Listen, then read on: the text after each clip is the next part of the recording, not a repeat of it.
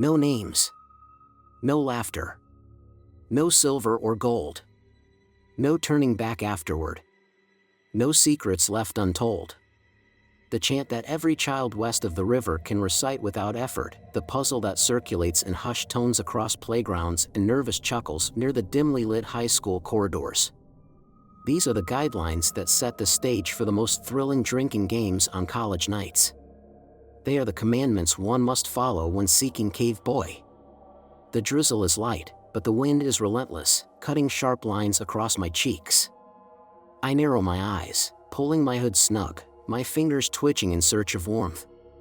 We've assembled at the hole, 7 of us, conversing quietly, casually yet tensely, while Tyler unwinds the ladder and begins lowering it. No names. The first and foremost rule. If we were committed to this, we agreed we would do it right. So, no names. We've known each other for ages, but for tonight's adventure, we've assigned numbers. I'm number 3. Down we descend, down into the abyss, and we will either expose the myth of Cave Boy or return triumphant with proof of his reality. The opening is narrow and pitch black, barely 2 feet across, positioned less than half a mile from the cliff's edge. It's the only distinct feature around and a claustrophobe's nightmare come true. No trees grow here, no bushes, no streams, or even notable rocks, just the ceaseless wind, the untamed grass, and this ominous hole. It plunges deep into the unknown, further and further down. You might think we're insane for what we're about to do, but this isn't some impromptu idea born out of drunken bravado. We've been planning meticulously for months. The concept took on a life of its own. We're explorers, and now the theoretical has become tangible. We stand around the perimeter as Tyler silently lowers the ladder into the depths. My girlfriend leans into me, squeezing my arm. I glance at her and smile, such captivating brown eyes, such velvety skin. She's incredible. I believe I love her. I've never truly loved anything before, so I can't be sure, but if this isn't love, then what is? She's number 4. I can't hear him over the howling wind, but Chris's stance and the grin playing on his lips, the casual touch of an arm, suggest he's flirting with 6 and 7, boldly so. The girls giggle as he gestures toward the opening, likely cracking some joke about it. I smirk, the lightheartedness is welcome. My own doubts about this whole endeavor are mounting rapidly as I stare down at the dark, narrow tunnel disappearing beneath us. I'm not a coward. I won't be the one to back out. A voice, brimming with confidence, real or feigned, cuts through the gusts. Do we have everything, team? Cameras, lights, gloves, flashlights, the flare? Team. I stifle a laugh. Did he just call us that? What the hell, man? We're not some famous mystery-solving crew. Our so-called leader scans us, clasps his hands briefly, then sweeps his damp blonde hair away from his face. Ryan. He orchestrated this entire operation. He's the one who convinced us all to join in. We'll be legends, he had proclaimed passionately. The new legends. Forget Kay and Caldwell, we'll be the ones they talk about from now on. Ethan Caldwell was the original pioneer. Local lore claims he ventured down into the hole alone in search of Cave Boy some 2 decades ago. Over time, his tale became exaggerated, but the rumor is that he moved here for college, unusual enough, considering most people just want to escape. They say he uncovered the rules, allegedly carved into the walls of Cave Boy's dwelling. He shared the secrets he uncovered, spinning enthralling stories, reveling in the intrigue he created, and then vanished. Some say he left town chasing greater thrills, not before supposedly leaving a few local girls with souvenirs of his stay. A jerk, maybe, but a legend nonetheless. Our adventure tonight is cast under his long shadow. Ryan gazes into the abyss, rubbing his chin, then straightens up and surveys us one by one. Tonight, we make history, folks, he announces. And remember the rules, the words of the rhyme. If Ethan Caldwell didn't just pull them out of thin air all those years ago, they carry real significance. Take them seriously. He recites them solemnly, his voice steady and commanding, as thunder rumbles across the overcast sky in the distance. No names. No laughter. No silver or gold. No turning back afterward. No secrets left untold. A chill creeps up my spine. My girlfriend holds onto me a little tighter. She's fearless, braver than me, if I'm being honest. But even the bravest need reassurance sometimes. Ryan continues. Maybe, he muses, now would be a great moment for a few final words. Oh, just get on with it, you smug, I whisper to my girlfriend. She snickers, but thanks to an unexpected lull in the wind, I'm pretty sure Ryan catches it. He pauses, glances at me with a raised eyebrow, and I wink at him. He chuckles and shakes his head. On second thought, let's get this show on the road, he says cheerfully. He shifts his attention to Tyler, crouched by the hole, securing the ladder in place. Tyler offers him a mock salute. Once we're down there, officially, no names, Ryan reiterates while adjusting his gear. Chris assists Seven in double-checking and tightening the communal pack, securing it to a rope and lowering it into the darkness. Most of our essentials are inside. No laughter. Keep the chuckles to yourself. I think we're safe on the silver and gold front, unless someone here has been moonlighting as a prospector. I suppressed a chuckle of my own. The last two rules, we're uncertain about their meaning, of course, nobody really is. But this is our only planned trip as a team. I doubt we'll ever repeat this, and I hope I speak for all of us when I say that I feel we understand each other as well as any group of individuals can. I trust you all completely. There shouldn't be any secrets left untold among us. He grins and spreads his hands in a gesture of trust, stepping forward. With Tyler's assistance, he climbs onto the ladder. Clenching his jaw, he starts his descent. I watch the crown of his blonde head disappear into the shadows, and the weight of the moment and our objective strikes me like a blow to the gut. I fight back a wave of icy panic as the wind howls in my ears. I lock eyes with Chris, who is chewing on the inside of his cheek. He grimaces at me, and I return the look. Six holds our flashlight over the opening of the hole, theoretically offering a guiding light for Ryan, though I doubt it helps much, honestly. She nudges her glasses up her nose with her fingers. Chris clambers onto the rope ladder, somewhat awkwardly. He's not looking at me, but instead at Seven, and something in his face, or in unspoken words, makes her blow him a kiss. What a jerk, I think with a smirk as he disappears downward. Here, Six, I'll handle that. It's fine, you head on down, my girlfriend says, giving my hand a reassuring squeeze before circling around the hole to Six, reaching out for the flashlight. Six hands it over and takes a deep breath, then carefully makes her way onto the ladder and descends. Seven follows after some comforting words from Tyler as she anxiously ties back her hair and begins her cautious descent. Just the three of us left up here now, myself, my girlfriend with the flashlight, and Tyler near the ladder. He'll be staying behind to ensure the ladder stays securely fastened. He's a decent guy, if a bit nervous. He offered to come down with us, but deep down, we all knew he preferred not to. So it was silently decided that he'd remain up top. I reach out to him, and he grips my hand, squeezing it and offering words of encouragement. Thanks, man.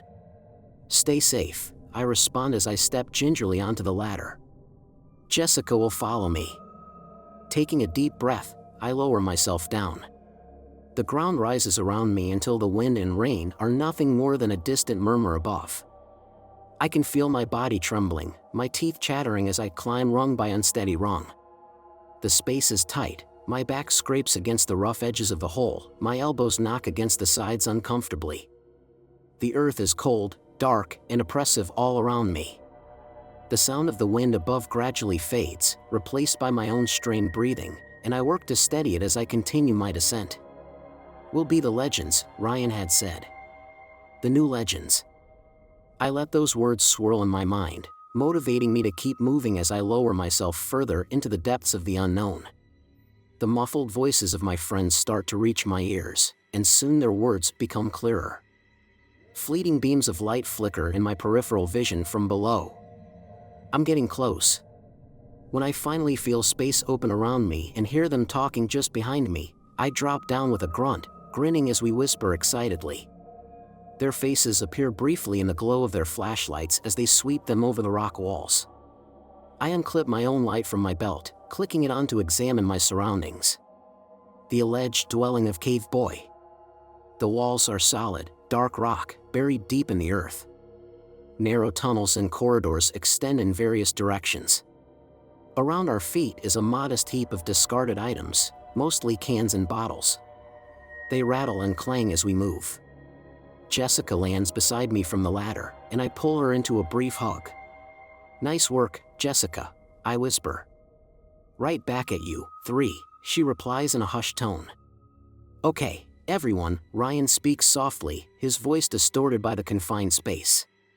"Grab your gear from the pack. I'll take the first watch with it. Once we're all set, I think it's best if you say split up and search for clues, Ryan, I might just have to hit you," Chris interjects. I have to stifle another laugh, and I hear a snort from 7. Ryan, however, isn't amused. "You know the rules as well as I do, man. Don't mess around. No jokes. And guess what, Chris, you can take the first shift with the pack." Chris doesn't argue, just nods, raising his eyebrows at me after Ryan shoves the bag into his chest and walks away. I grin back, and we move together down one of the tunnels, but not before Jessica places a bright red LED light at the base of the ladder, our first breadcrumb, so to speak. A little more substantial than breadcrumbs, hopefully. The tunnel is bitterly cold, eerily so, and jagged rocks jut into the passage at odd angles. 6 takes pictures with their phone every minute or so, and the flash briefly illuminates large portions of the walls, casting eerie shadows across the rough surface. We continue forward in near silence for about 10 minutes. We encounter a few branching paths, and each time we make a decision, we place another LED light. Ryan appears to be leading us downward, following tunnels that slope deeper into the underground network. I feel on edge, my heart thudding in my chest, but it's exhilarating. The nerves I had at the entrance have morphed into an eager anticipation. I'm still scared, but not in a terrifying way. More like the excitement of a roller coaster ride. This place is fascinating. Creepy, sure, but they're just tunnels beneath the ground. Nothing more, I remind myself. However, my anxiety spikes again when we enter a cavern. It's enormous, immense, actually. The tunnel expands, and I hear small gasps of awe from the group as our flashlights sweep across the cavernous space. Gigantic stalactites dangle from the ceiling, and the ground is covered in bizarre, jagged formations. Embedded in the rock and soil are long, slender, odd mushrooms, glowing faintly with a soft bluish hue. And ahead, looming ahead, is a vast, flat stone slab. It's enormous in scale, and etched into it, weathered with age but still easily readable, are the words of the rhyme. The rules. No names. No laughter. No silver or gold. No returning after. No secrets untold. Someone speaks. After a moment, I realize it was me. Jessica takes a photo. "Amazing," murmurs Ryan. "Just amazing. Isn't it? Look, just look at it." "My God," says Chris, stepping closer and placing his hand on the rock. If he stretches, he can reach the letters on the bottom line. So there's truth to the stories. Truth to the legend. E.C. Ethan Caldwell, he must have. His voice falters, whether from fear or emotion, I can't tell. It doesn't matter. I feel it too. We all do. And below it, to the right, is something else. With a trembling hand, I direct my flashlight beam towards it. "CAVEBOY welcomes you." He watches. Chris mutters the words aloud. 7 lets out a whimper, but Ryan can't stop grinning. The light casts eerie shadows on his face, making his grin look almost deranged. He lifts his camera and snaps his own pictures. "I knew it," he whispers repeatedly. "You see? I knew there had to be something down here. We're going to find him, guys. We're going to find CAVEBOY. He watches, Ryan, I say, stepping forward and pointing to the hastily scrawled inscription at the bottom. Doesn't that bother you? Ryan seems oblivious. It's like a movie. Or we're in a book or something, he says excitedly, clicking photo after photo. Seven speaks up. Maybe we should head back, guys, she says with uncertainty in her voice. Ryan turns to her. Go back? Are you serious? We can't turn back. We agreed to this as a team, a one for all and all for nothing deal. Come on, let's push a little further. 6 squeezes 7's arm. It's all right, girl, she reassures. Aren't you excited? We'll be fine. We exchange glances, shrug, and follow Ryan deeper into the cavern. Jessica traces her fingers along the stems of the faintly glowing blue mushrooms sprouting from the rock. Hey, I whisper harshly. Don't touch that. You have no idea what it is. She playfully nudges me and rolls her eyes. We go deeper, into a pitch-black tunnel carved into the cavern wall. Our footsteps echo against the damp stone, our breath forming clouds in the frigid air. The walls narrow until we reach a small chamber. The mushrooms are denser here, and in the floor below is another dark opening, rectangular but much wider.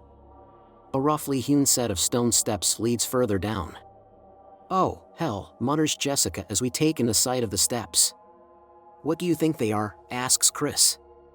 They're crude, but these steps, they're too precise to be random, right? Someone carved them. Jessica tucks her hair behind her ear. They look old. Worn down. But by what? It's not like there's much down here to erode them. We have to go down, guys. We have to see, Ryan says, already making his way carefully down, ducking under the rocky edges as he descends. Screw it, says Seven, trembling but composed as she follows. If we don't go all the way now, he'll just make us come back later, right? She adds with a nervous giggle. Suddenly, arms burst from the darkness below. A shadow grabs Seven by the shoulders, and she slips. Jessica screams, and we all stagger backward, Chris swearing loudly as he swings his flashlight beam onto the figure. But it's just Ryan. Did you just laugh? He hisses, panic written across his face. And I feel it too. I hadn't realized how much I had been relying on Ryan's confidence. I don't. Seven stammers. Ryan looks around wildly. Did she laugh? Did anyone hear her? Jessica speaks up. It wasn't. I don't think it really was. No, 6 interrupts, shooting her a look. No, she didn't laugh, Ryan. You misheard. Let's keep going. Ryan hesitates, then lets go of Seven's shoulders. He brushes his blonde hair from his eyes and squeezes her arm. Sorry, he mutters. I'm just sorry. He rubs his forehead and resumes his descent into the tunnel. Seven glances at 6 nervously and follows. Jessica follows too, but before I can join, Chris stops me and gestures behind. What is it? I ask. Just look, man. I turn, and he points his light to an area of rock above. My stomach clenches as I take it in. A drawing. A face, a disturbingly detailed one, etched in what appears to be white chalk. Stems and fungi sprout from holes in his skin, threading into his eye sockets, mushrooms blooming from his mouth. The edges of the drawing seem to blend with the real mushrooms growing out of the wall, intertwining seamlessly. I jump as I feel Chris's hand on my shoulder. I'm really hoping that all this was just left behind by some pranksters, a group that came before us, you know? Yeah, I mumble in response. Maybe it was EC. You know, just to keep his legend alive? Yeah, Chris replies softly. Could be. We continue downward. I cast one last glance at the eerie drawing before stepping further in. It's truly horrifying.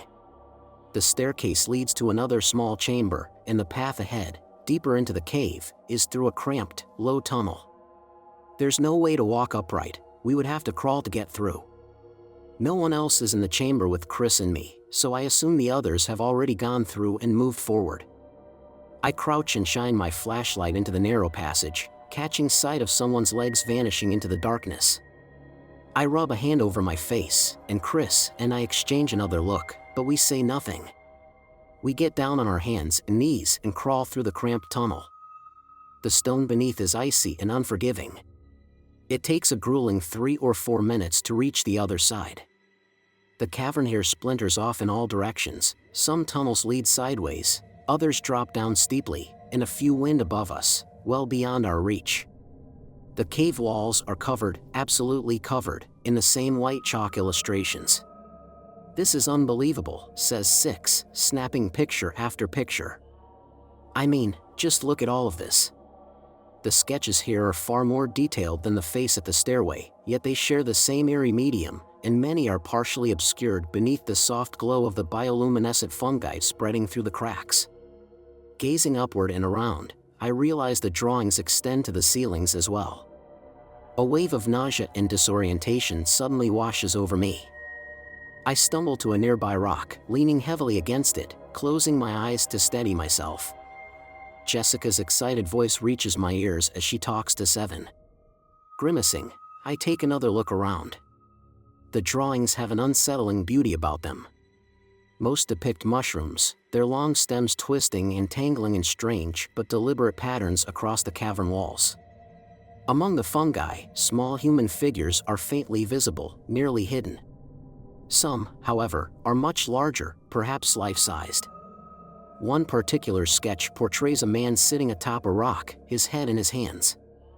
Unlike the others, this one looks hurried, frantic, almost trembling in its execution. CAVEBOY. I spot the name scrawled within the chaotic drawings, blending almost seamlessly with the tangled chalk lines of the fungi.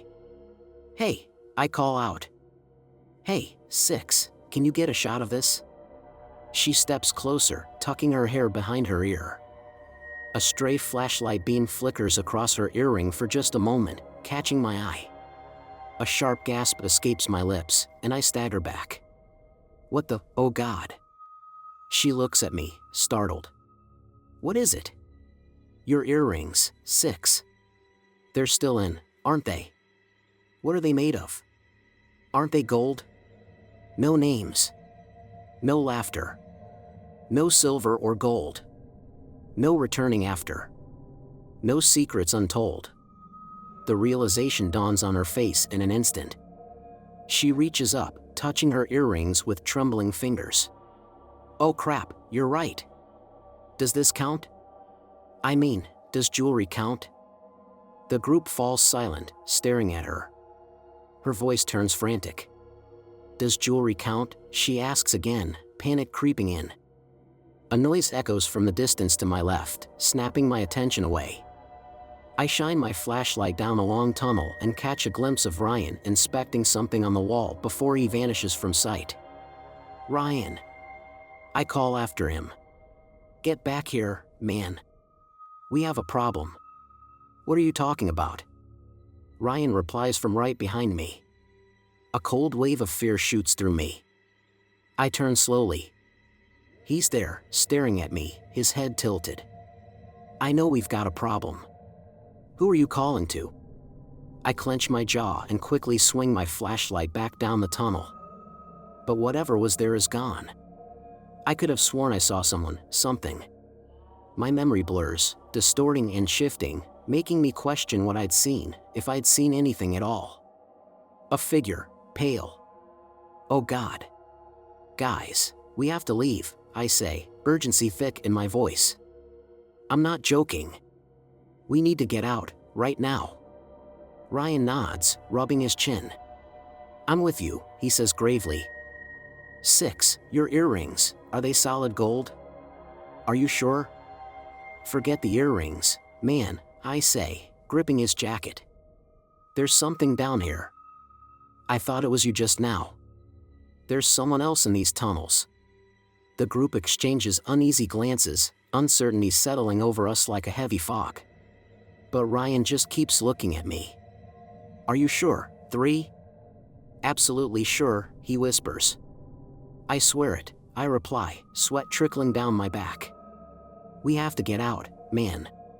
Where? Ryan asks. Out of here? Yeah, down there. Cave boy, Ryan whispers under his breath. Before I can stop him, he pushes past me, striding deeper into the tunnel, his flashlight held high. Wait! I shout, but I bite my tongue. Ryan! Ryan, come back. But he doesn't listen. Like an idiot, I chase after him. I tell the others to stay put, but Jessica, of course, ignores me and follows. As we catch up, I hear him muttering, his voice tinged with manic excitement. I knew it. I just knew it, he keeps saying. Cave boy. I'm going to be the next Ethan Caldwell. I'll be famous. Proof. Proof. He calls out into the tunnel like a lunatic. Cave boy. I know you're here. What the hell are you doing? I yell, grabbing him by the shoulders and shoving him against the rock wall. We have to go now. He shoves me off, ignoring Jessica's protests and pushing past her, disappearing into an offshoot tunnel. I didn't think it went so deep, he mutters. I thought it was just dead ends. Just dead ends and false hopes. My blood turns ice cold. I catch up and grab him again. What do you mean you thought it was only dead ends, Ryan? We haven't hit any. Not today, he replies. But the others? They all led to dead ends. My heart hammers in my chest. How do you know that? How could you possibly know? How do you think we found the inscription so fast? 3. I say nothing, struggling to control my breathing. Jessica speaks up. Ryan, have you been down here before? He smiles sheepishly. Yeah, he admits softly. Just once. I scoped it out. Tyler came with me. I didn't want us getting lost. I wanted to make sure it was safe. We only went as far as the inscription and then turned back. I wanted you guys to see it first. So you've been down here before?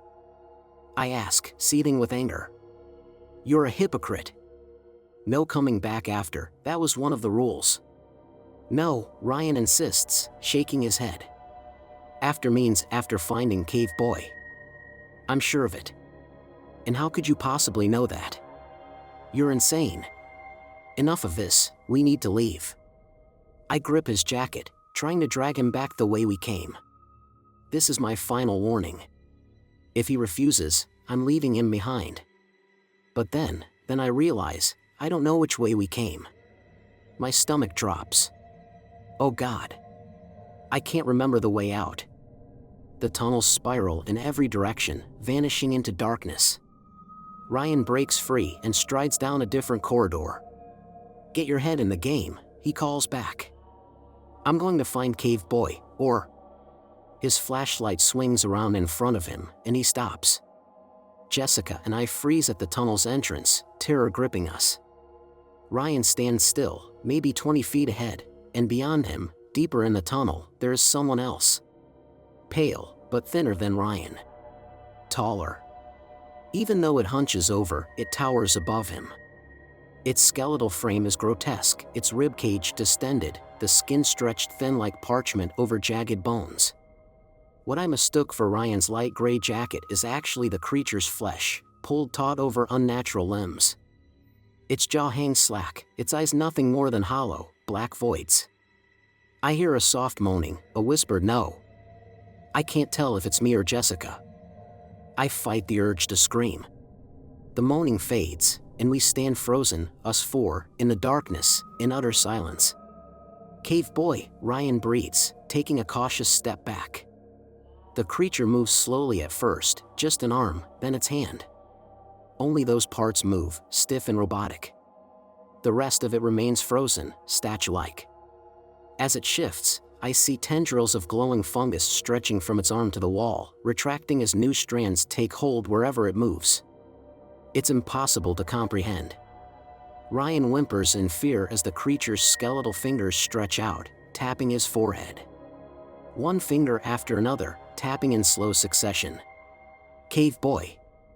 It must be him. It takes a deliberate step forward, its spindly legs retracting from the wall, the fungal tendrils dissolving and reforming with each slow movement. The glowing strands slither back into its skin like living wires, anchoring him to the earth. The creature's fingers continue tapping against Ryan's head, rhythmic and unnerving. "Guys," Ryan whispers, his voice trembling, stepping back. Then Cave Boy strikes. His hollow eyes widen, and with sudden, savage speed, he lunges forward, jaws unhinging to sink sharp teeth into Ryan's neck. The sound is sickening. Ryan's body writhes, his screams gurgled as blood erupts in thick streams, splattering against the walls. "No!" I cry out, but it's too late. Ryan is being ripped apart, his limbs thrashing helplessly. Cave Boy shakes him wildly, like a rag doll, tearing at his flesh with horrific fury before slamming him to the ground with a sickening crunch. I stagger against the wall and gag, bile rising in my throat, and I vomit onto the cold stone floor. Jessica says something to me, but I can't make it out. She's pulling me, dragging me through the tunnels. She's calling out, her voice frantic, echoing off the rock. There's an answer, a girl's voice. It sounds like Seven. "This way," she mutters. "This way. We'll be fine.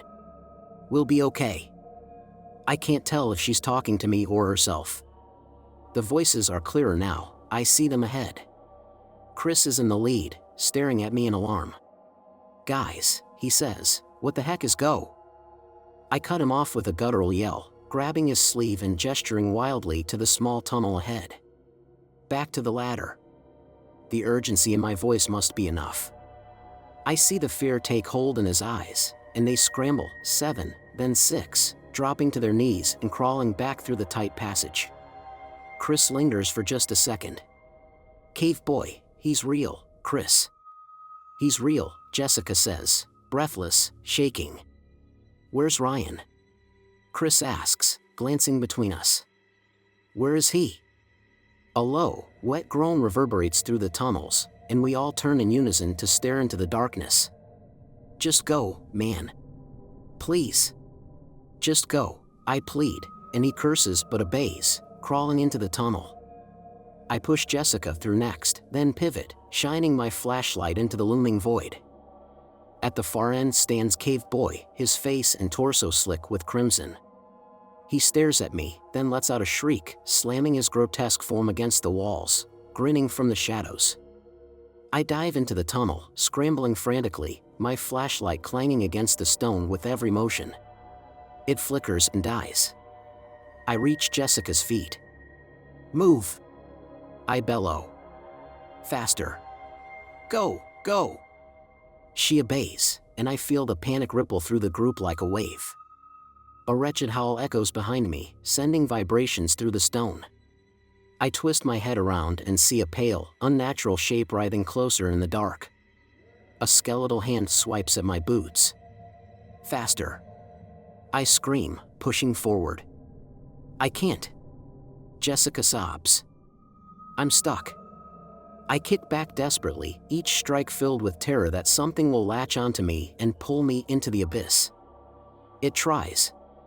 I'm on my back now, crawling in reverse, kicking at the advancing horror. Cave Boy wails and lunges.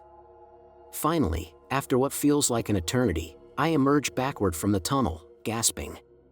Chris hauls me to my feet, and we sprint after the group, racing through the twisting caverns. The eerie glow of the red LED lights leads us onward. "It's too big, right?" I pant to Jessica. "It can't fit through." "No way, right?" "I don't know," she gasps. "I don't know." Our feet kick against debris, cans, broken bottles. We skid to a halt at the ladder's base. "Oh God, thank you," I breathe, leaping for the ladder and climbing desperately. This time, I refuse to be last. But I make sure Jessica is right behind me. Looking up, I see Tyler silhouetted against the stormy sky, his hair whipping wildly in the wind. Relief washes over me. "Tyler. We're coming up." But he doesn't answer. He just watches me ascend, a solemn smile on his face that freezes my blood. "No," he calls softly, but loud enough for me to hear. "No, you're not." And then, "I'm sorry. I'm so sorry." He leans back and pulls something from the ground. The ladder lurches sideways, and I slam into the wall with a cry. Below, I hear the others scream. "Tyler!" I shout. "What the hell are you doing?" He gazes down, his face streaked with rain. "I'm sorry, Ethan," he whispers. "My father needs you. He's been alone for too long." "Tyler. Please!" I scream, disbelief crashing through me. This was my friend, someone I trusted. But he shakes his head, eyes filled with regret. "Goodbye, Ethan. Tell them I'm sorry." With a final grunt, he yanks the last hook free. I watch in horror as he vanishes into the storm above, and the ladder falls away. My stomach lurches as we plummet, screaming, into the darkness below. I slam my back against the rough walls of the hole, pressing my feet firmly against the side to slow my fall. It barely helps, I hit the ground hard, tumbling into a chaotic heap with Tyler and Seven amidst the scattered trash.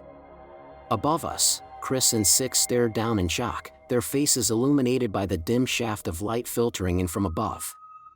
Chris steps forward, his voice ringing with anger as he shouts up to the opening. "What the hell, Tyler? What have you done?" Jessica's breathing is ragged, panicked. "No, no, no," she mutters, striding toward the faint circle of light above, pushing past Chris. "Tyler. Tyler, please.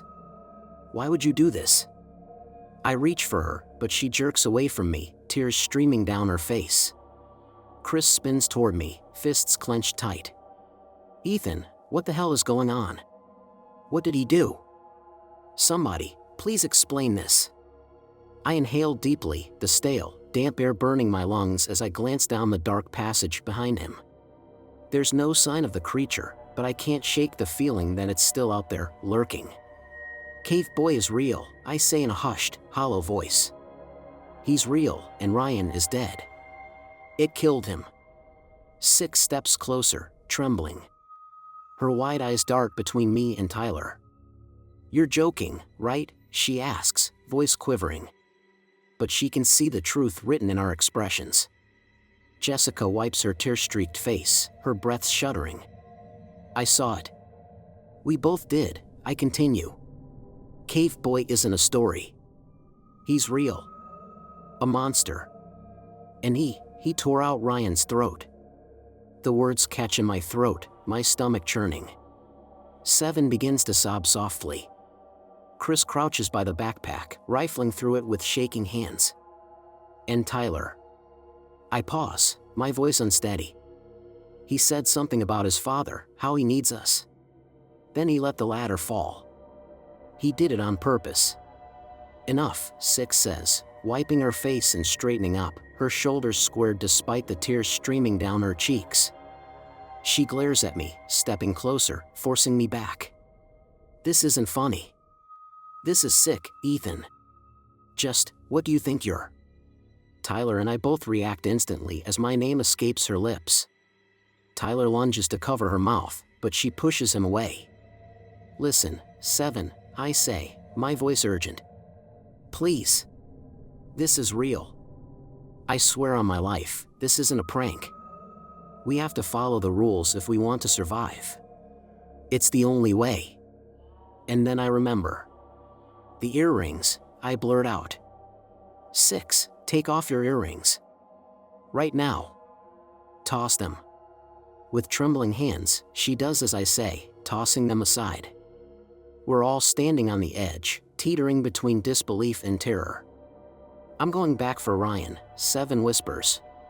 His real name is Ryan." "Seven, wait." I shout, but she's already walking away, deeper into the tunnel without her flashlight.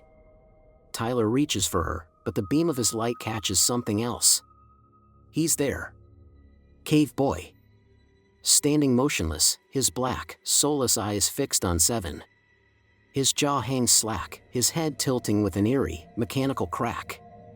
We all see him. The dark stains across his body only make him more horrific. A sudden glint of silver draws my gaze to Chris crouching near the backpack, gripping a metal flare. The flare, but damn it, there's only one. Wait, Chris, I say, desperate. We might need it too. But he doesn't hesitate. With a grimace, he slams the flare, firing it off. A burst of red light rockets toward CAVEBOY, striking his chest. He reels backward, his shriek echoing through the cavern. The explosion of orange and red forces us to shield our eyes, but I push through, grabbing Seven and dragging her back. We run. Sprinting down an unknown passage, our flashlights bouncing wildly. CAVEBOY's anguished screams chase us, the fiery glow dimming as we weave through the labyrinth. The bag, Chris pants bitterly.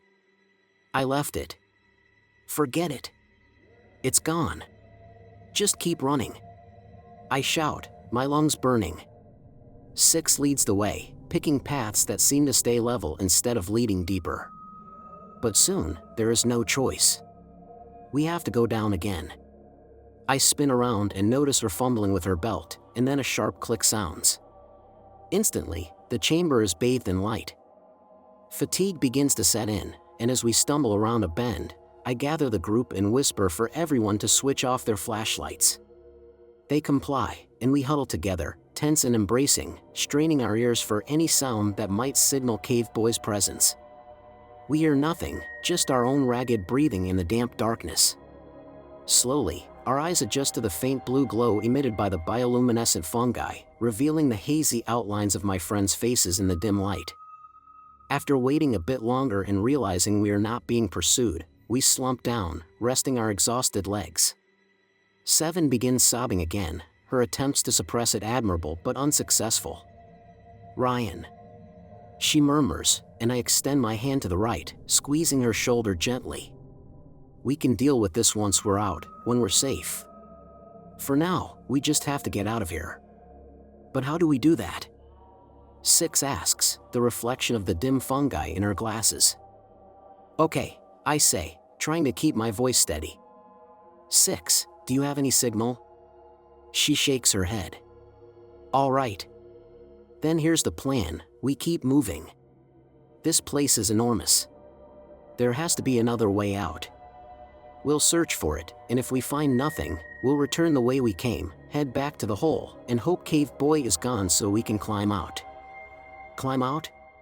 Chris scoffs. That's insane. There's no way. I clench my teeth. I know it's not ideal. How do we find our way back? 6 questions. The LEDs were in the backpack, and we didn't have many. I hesitate, but Jessica, to my left, speaks up. Her face is barely visible in the soft glow. The mushrooms. We'll use them, pull out a bunch, and create markers. I notice Chris shaking his head. They're not bright enough. It won't work. It will, she insists. If we make large enough piles, they'll be visible. Not as clear as LEDs, but we'll see them. Chris strokes his jaw thoughtfully. Before he can respond, Tyler stands up and yanks out several handfuls of the glowing fungus, forming a pile in the center of our circle. Our surroundings brighten slightly. Chris nods. All right. Let's do it. 6 murmurs agreement, but 7 remains silent. 7, I say softly. I hate this, she whispers. I just want to go home. It's okay, 6 reassures her, and together, we pick a tunnel and move cautiously forward. Our flashlights stay off, our eyes adapt to the darkness, and we avoid drawing unnecessary attention. Each time we reach a junction, we make logical choices, pulling mushrooms from the walls to mark our path. 7 sobs quietly. I reach out and squeeze her shoulder in the dark. She whispers a thank you, squeezing my hand in return. Tyler is beyond fear, while Chris leads our slow procession. We walk for what feels like hours. Through the shadows, I notice a faint outline of another sketch, small and crude, like the first face. This one depicts a figure sitting cross-legged, facing away. It lies at the entrance of a tunnel we're not taking, so I choose, perhaps foolishly, to say nothing. I wonder if anyone else has seen it. I turn to check our numbers. 7 and 6 are at the back. Wait, 7? But she was ahead of me. Panic surges through me, and I whirl around, grabbing the shoulder of the girl in front and spinning her to face me. She screams, startling everyone. "What the heck?" she exclaims, staring wide-eyed. "It's Tyler. It's Jessica. Have you been in front this whole time?" I ask, voice shaky. "Yeah, why? Were you crying earlier?" "Crying? No, I wasn't crying." The eerie blue light reflects in her brown eyes. A chill creeps over me, and I run a hand over my damp face. "This place is messing with my head," I mutter, pushing past and leading on. I'm losing it. A tunnel ahead appears slightly brighter than the others. It might be an illusion, but we head toward it, and the glow strengthens. Hope flickers. But as we get closer, realization strikes. It's one of our own mushroom markers. "Oh no," I murmur as the others gather. "We've gone in circles." "Ethan," Chris whispers, nudging my shoulder and pointing upwards. Near the ceiling, a fresh drawing stares back at us. I didn't see it before, none of us did. It depicts us. 5 figures, seated in a circle around a pile of glowing fungi, just like earlier. "Oh God," 6 breathes as panic grips us again. A low groan reverberates through the cavern.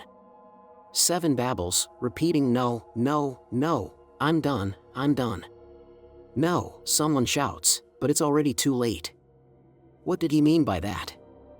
I grimace down at the twisted skeleton at my feet. Could this be him, Tyler's father? We're all momentarily blinded as 7 swings around the beam of her flashlight, muttering to herself in a rising tone, darting away to keep us from taking it. "Turn it off," Jessica hisses. "Please, 7, just turn it off and be quiet." 7 freezes, silent, but she doesn't switch off the light. She stands motionless, staring, and through gritted teeth, I trace the beam's path. It lands on a fresh drawing on the far wall, a sketch of 7 herself, arms outstretched, eyes shut. It's unmistakably her. She lifts the flashlight, and its beam reveals a tunnel carved high into the rock. At the tunnel's mouth, CAVEBOY watches us, unmoving, smiling. 7 stutters, her hand trembling violently.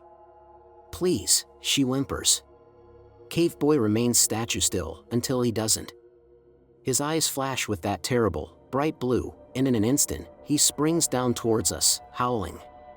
Pale blue fungus bursts from the cracks in the stone, clinging to his skin as he lands among us, grabbing 7's hair and yanking her towards a tunnel. She screams and drops the flashlight, causing wild beams of light to swing through the cavern as we scramble to rescue her. Adrenaline surges, and we pull, punch, and kick.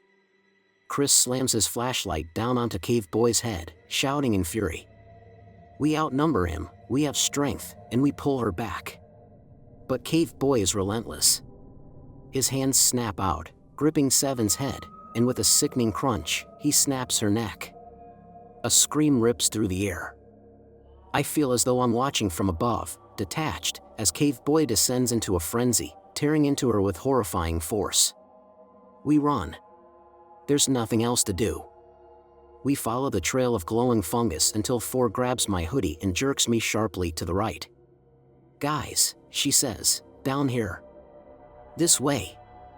We follow.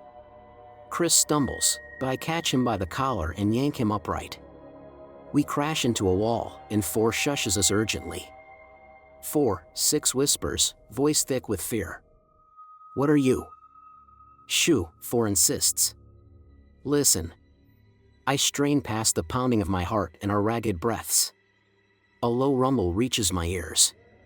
It pulses, growing louder, then fading. "You hear it?" she asks, and we nod. "I think it's the sea," she says. "We're not far from the cliffside, right? If that's the ocean, it might be our way out." Chris nods, silent, his face pale and shocked. 6 tries to stay composed. Okay. Let's follow it. We'll listen for the sea and move towards it. We switch off the flashlights, our eyes adjusting to the dark, and push forward. We take turns leading, guarding the rear, and staying vigilant for signs of Cave Boy. We follow the tunnels, guided by the distant rushing sound that grows stronger. Through the dim glow of the fungi, a figure slumped against the wall comes into view. Chris stops us with an outstretched arm. We freeze. The figure is small and thin. It doesn't move. I squint. It's a skeleton, Six whispers. We approach cautiously.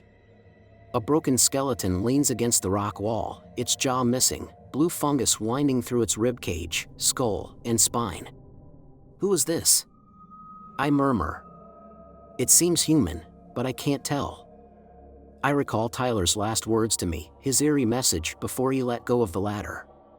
Father needs you. He's alone, you see.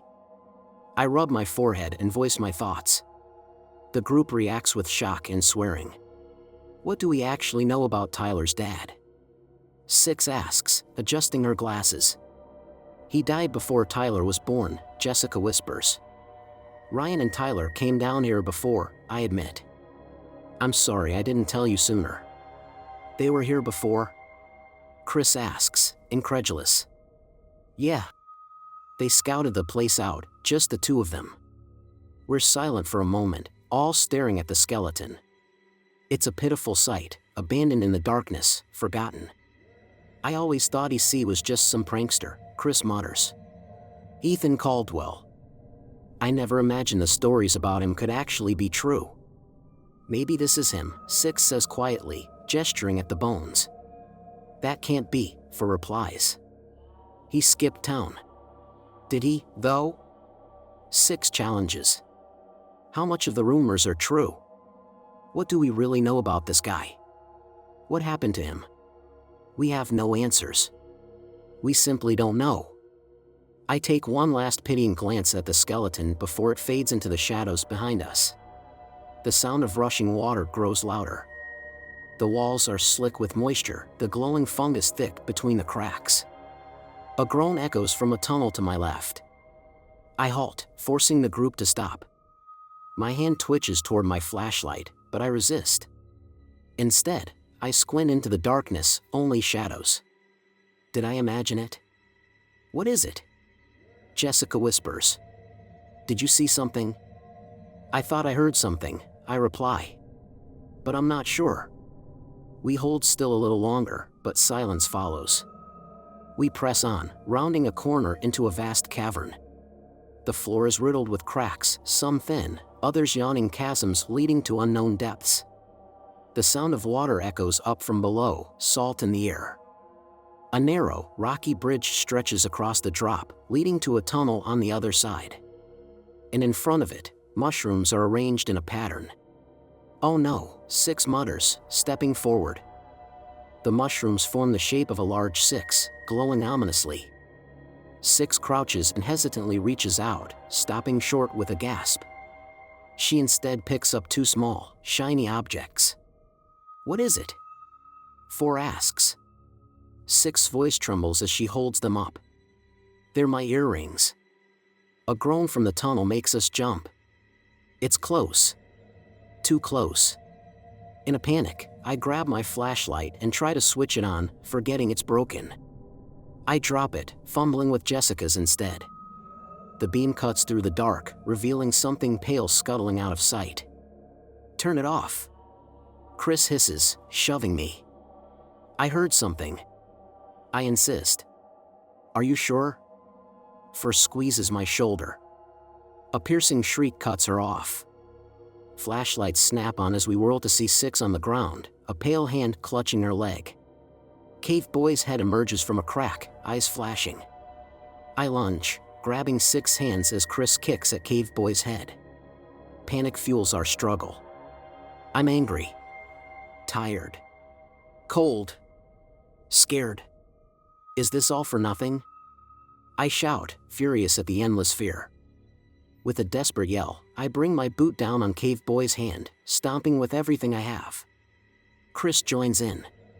For a moment, hope surges, but it vanishes in an instant. Caveboy surges upward with terrifying speed, hurling Chris aside. He scrambles toward 6. And he kills her. Her scream cuts through the cavern, then fades to nothing. I watch, horrified, as he tears into her lifeless form. Chris and 4 yank me to my feet, and we run for the bridge, hearts pounding, leaving 6 behind. Caveboy will not relent. He will keep coming for us, picking us off one by one until there's no one left. We have no choice but to escape. As I run in single file across the narrow, jagged bridge, I take a quick glance downward and instantly regret it. My stomach twists as I realize how far up we are. Below, the turbulent salt water churns violently, crashing against the rocks far beneath us. But if the water's in here, there's a way out. Chris enters the tunnel on the opposite side, only to halt suddenly with a curse. He turns to face us. It's blocked. We can't get through. I push past him, my gaze fixed on the collapsed rocks barring our path. Without hesitation, I dive forward, grabbing one of the larger stones, wrenching it free with all my strength, sending it tumbling onto the ground. Smaller rocks dislodge, rolling with it, and the crashing sound of the big stone hitting the others echoes loudly in the tunnel. I glance back as 4 and Chris scramble desperately to clear the debris. Caveboy crouches over 6's lifeless body, but his eyes shift to meet mine. That vile creature. You can burn in hell. I say coldly, my words as chilling as the stone around us. Keep moving, I tell the others. I step away from the tunnel, moving toward the bridge. What are you doing? Get back here. Jessica yells after me. Just clear the rocks and get out. I yell back, tightening my grip on the flashlight, prepared to use it as a weapon as Caveboy half crawls, half stumbles toward the edge of the bridge. He steps closer. I brace myself. He pauses, locking eyes with me, those dark, hollow pits, and then he groans, his hand reaching toward me. Blue mushrooms begin to glow and spiral from the cracks beneath the bridge, pulsing into his arm. I shake my head slowly, locking my gaze with his. I hear Jessica's frantic screams from behind me and the sound of rocks being moved in the tunnel. What do you want from me, Caveboy? I hiss through clenched teeth, my body trembling with tension. He freezes, standing still like a statue, his neck jerking sharply to one side. I flinch but hold my ground. Caveboy grinds his teeth, a horrible gurgling noise escaping him, followed by a soft whimper before he speaks. Legend, he croaks. My eyes widen, adrenaline surging through me. I don't respond. I simply stare at him, frozen in a mix of terror and confusion. Legend. What is he trying to say? Caveboy takes a step back, reaches down, and picks a handful of glowing mushrooms from the edge of the bridge. He looks at me again, steps forward, and holds them out to me, palm open. Is he offering them? Maybe I'm dizzy, but I force myself to stay focused, fighting the sensation of dizziness and the vertigo threatening to make me fall into the churning water below. We need to leave, Caveboy, I whisper, the words slipping out, heavy with desperation. You have to let us go. We don't belong here, in the dark. He places the mushrooms at my feet, and his eyes flare bright blue. Neither do I, he replies, and lunges forward. I scream to the others, telling them to go, raising the flashlight high, ready to strike if he comes any closer. But I'm too slow. Too late. He charges at me, but instead of attacking, he pushes past me.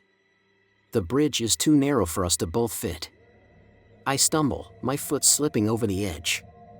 The flashlight falls from my grip, tumbling as I spin, barely managing to catch hold of the rock on the edge, halting my fall. Pain shoots through me as I dangle from the bridge, my legs kicking in the air, and my flashlight vanishes into the furious waters below. Struggling, I try to pull myself back up, but all my energy is consumed just trying to hold on. Caveboy moves toward the others, who are so close to clearing the rocks. I see it, they're almost there, but they're too late. They shove and shout, throwing stones, but they can't stop him. Caveboy grabs Jessica by her hair, yanking her back toward the edge of the bridge. No.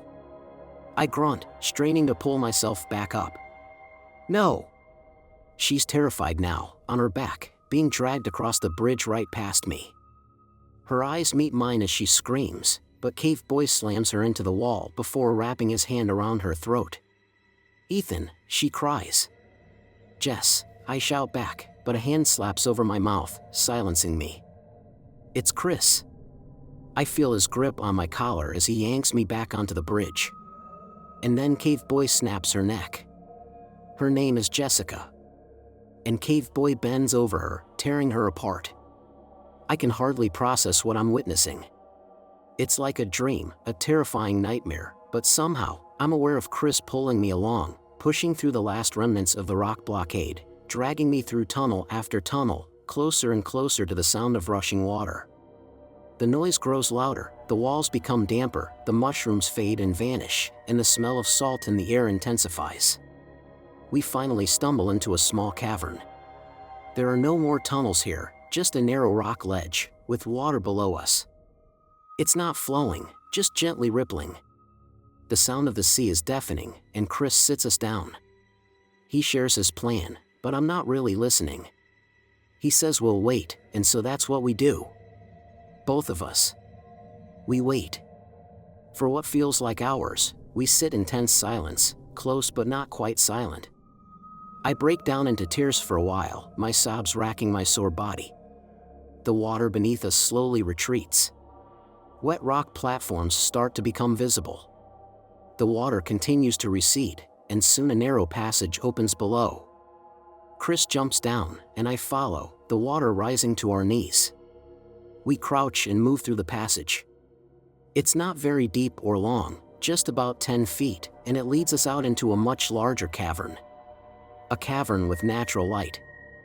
A cavern that opens up to the sea, where the tide is pulling back and the pale gray light of dawn shines through.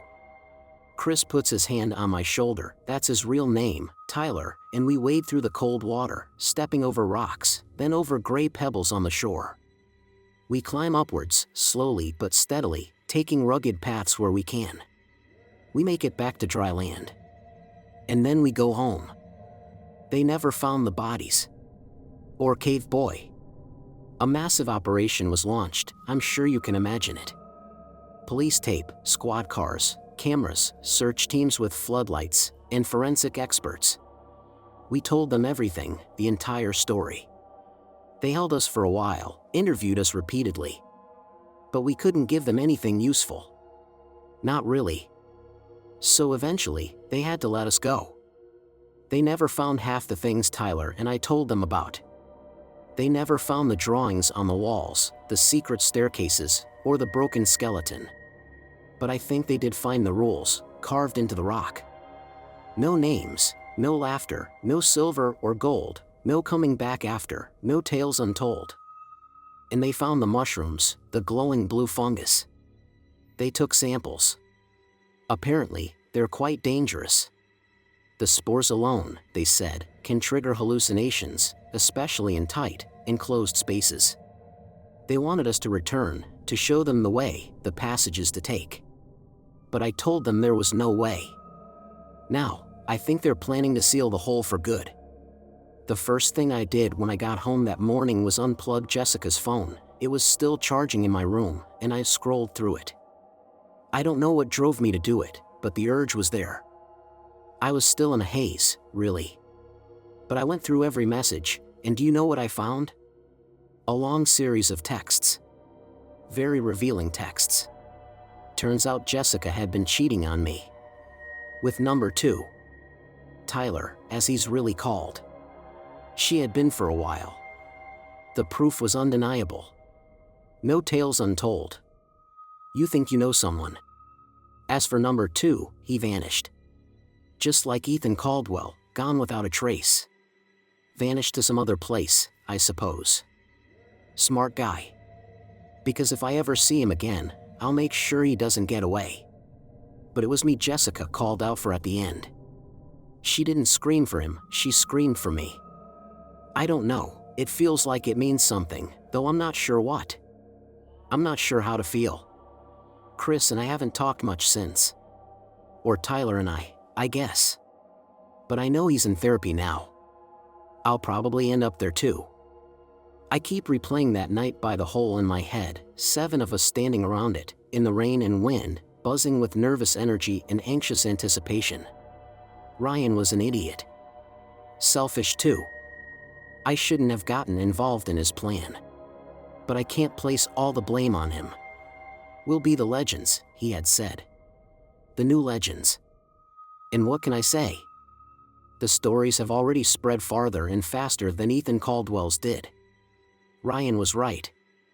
He was absolutely right. We're the legends now.